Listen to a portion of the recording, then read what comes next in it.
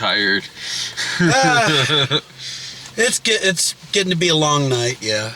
Well, I mean, it's one of the videos where the title of this show makes sense, because it's 3 minutes to midnight right now. Hey, we finally hit the mark. It happens once in a while. All right, woo! It's midnight on Thursday. Are you used to doing 3 movies in a row yet? Getting there. You get used to it. There. Like, I got used to it years ago. Like, when I was going to say, back in the day. Oh, yeah. When I was at the Irishman the other day, then that movie's 3.5 hours long. It was a great movie, but I think my mom asked something like, is it real 3.5 hours? I go, it went by at a good pace for me, but granted, I mean, if you think about it, yeah, that movie was 3.5 hours long, but I was at the theater less time than I usually am, because it was just one movie. Nice. And we had 3 movies tonight. I remember back in Springfield, we used to do like multiple movies and be at that AMC until about like 3 a.m. or something like that. The first couple of years we did this show, yeah, when the movies literally did start at midnight. Yeah, we were there till like 3 or 4 in the morning. So we got out of 21 Bridges. This is the movie that it's produced by the Russo brothers, who were behind Infinity War Endgame. And it's starring Chadwick Boseman. It's a cop movie. And I only counted 5 bridges in this movie. What the hell?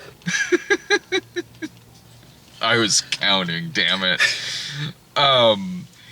This is the movie where Chadwick Boseman is like kind of this precinct's like sort of Dirty Harry. Like, yeah, he's known for like, he's shot like 9 people, so he's kind of known for like, he has a reputation sort of not really like vigilante justice necessarily, but he's known to be a cop who, if need be, he's going to shoot somebody. And a large part of this movie is taking place between about like midnight and 5 in the morning, in which there is a robbery where these 2 guys, it's Taylor Kitsch and I'm not sure the other guy, but they are both stealing all of these drugs, and these uniform cops happen upon this. A shootout happens. About 8 cops die, so it becomes this citywide manhunt to find these 2 cop killers, and all the other cops are glad Chadwick Boseman's on the case, because they're like, oh, well, if anyone's gonna shoot these 2 guys, it's gonna be him. Yeah. He's gonna shoot them dead before 5 in the morning. Right. And we want revenge. They know that the 2 guys are in Manhattan, so they close down all the bridges and all the exits to the city. Which are 21 bridges. That's where the title comes from. They even say it in the movie. They do, yeah. They do. There's 21 bridges. And so, but then the more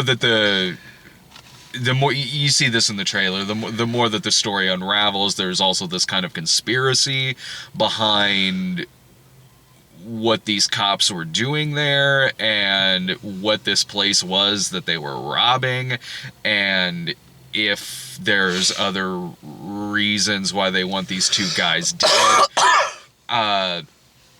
Didn't we kind of review this a couple of weeks ago with Black and Blue? Which is why I was like, okay, well, this was an hour and a half of nothing, because nothing but cliches. I don't know. Like, maybe I'm a little more sympathetic towards this movie than you are, because this movie, it has some silliness to it. In the first hour of it, I was really, really with it. Like, I was, because I honestly, like, I can chalk it up to, like, it's also kind of my taste. I like a gritty cop movie, and that's what this is. And it's not like there's a lot of, like, good gritty cop thrillers. I mean, that are... I'm with you. I love gritty cop movies, too. It's just, I don't know, man. They're just... Do something different, you know? Oh, it's not original. Yeah. It's not. But... You know, I was kind of sitting there through a lot of it going like, I'm fine with this. I do like the acting. I like Chadwick Boseman a lot in this movie. I like the way it's shot. I like that it is this kind of very adult cop movie. It's not great. It's never great. But I was sitting there watching it thinking, this would be a good, like, this is almost like a throwback to like a 90s Denzel cop movie or an 80s Pacino cop movie or something like that. It's the kind of movie you want to grab your popcorn and just be like, okay, brain off. Pretty much. Like, so after I was, because it's a lot.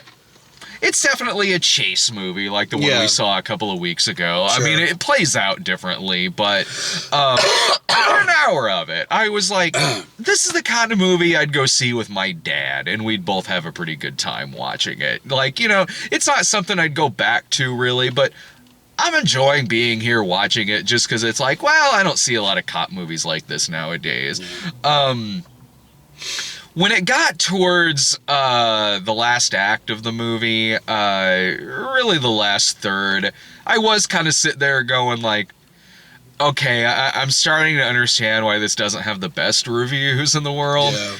Because again, I mean, like, I was thoroughly entertained by it, even during the silliness, but there is some silliness in this movie. Where are you talking about? Because I mean, I don't know, maybe I love that, like, the crooked cops in this movie are almost not hiding how crooked they are and how they want this guy dead. So there are scenes in this movie where he's a fucking cop killer. Like, poor Chadwick Boseman is having to sort of like kind of save this guy, chasing him down the street while there's a helicopter shooting at the man. You got Sienna Miller trying to run his ass down with a car. Other cops just wildly and blindly shooting at the man. There are dirty cops in this movie who will just execute a man in the middle of a club. Like, there are characters where I'm sort of like, why do they even almost need this hidden evidence that implicates all these people when in practically broad daylight, they're just doing all this crooked shit. And then when it gets to this kind of showdown near the end of the movie, there's just like this ambush that happens at the end where I'm like, how are they even going to try to explain this if it goes their way? And also, with what Chadwick Boseman just said at this point, why isn't this resolution happening a little bit sooner? And this makes no sense. But I was entertained by it. Like, I was going to say, in a silly cop movie kind of way. I was going to say, so what you just described, I just thought was just bad filmmaking. And I also I'm also kind of like, man, dude, you got a dark sense of humor. I wasn't sitting there laughing during it, but you got to admit it was silly. Like, like, no, I wasn't. This movie doesn't cross into like, I'm laughing at how preposterous it is, but I didn't think the filmmaking was bad because I thought it was a well-made movie. Like, I thought it was edited together just fine. Any problem I have with the story is more on a script level, but it's directed well enough and acted well enough, and the action plays out well enough where I was sitting there entertained by it, even because the actors are really selling a lot of their lines. J.K. Simmons, Sienna Miller, Chadwick Boseman. Yeah, Keith David's in it a couple of times. I'll tell you what, man, that guy is so underrated. We need more Keith David. Oh yeah. It's cool seeing him pop up in a couple of scenes. So yeah, story-wise, I certainly have issues with this movie. So it's not great. Yeah, but again, like I said, I'm like, you know, but this is almost kind of a throwback to just kind of like a cop thriller like my dad and I would go see and we'd have a pretty good time at. Like, not great filmmaking or anything, but I wasn't sitting there regretting watching it. I was kind of along the ride for it throughout a lot of like crazy kind of shit that happens. I mean, yeah, sure. I mean, I wasn't bored. I wasn't like fighting sleep or anything, but I could just like next week, somebody be like, "Oh, Jared, you saw 21 Bridges?" Yeah. Yeah. Oh, what was your favorite part? I don't know. Fucking. Whoever this person is you're talking to, if they're asking what was your favorite part, that just means apparently they love the hell out of this. Right, that's what I mean. They want to bond with you over this film. right. And I'd just be like,